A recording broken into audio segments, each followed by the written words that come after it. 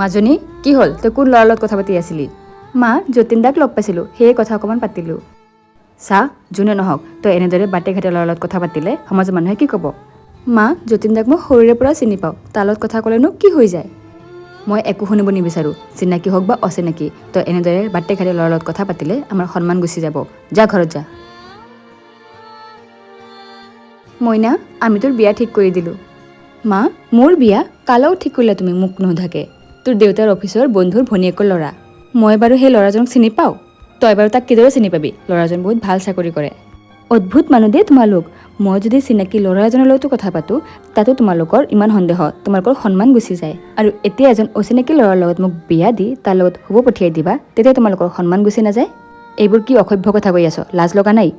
এয়া তেতিয়াহ'লেও সঁচা কথা যদি আমি ছোৱালীবোৰ চিনাকি ল'ৰা এজনৰ লগতো কথা পাতোঁ তেতিয়াও আমাৰ চৰিত্ৰত দাগ লগোৱা হয় আৰু সেয়া নিজৰ মাৰ দ্বাৰা কিন্তু এজন অচিনাকি ল'ৰা অকল ভাল চাকৰি কৰিলেই নিজৰ ছোৱালীক তাৰ লগত বিয়া দি সংসাৰ কৰিব পঠিয়াই দিয়া তাক লগত শুব পঠিয়াই দিয়া অকল ভাল চাকৰি কৰা বুলি এজন অচিনাকি ল'ৰাৰ লগত বিয়া দি নাজানো কিমান ছোৱালীৰ জীৱন নষ্ট কৰিছে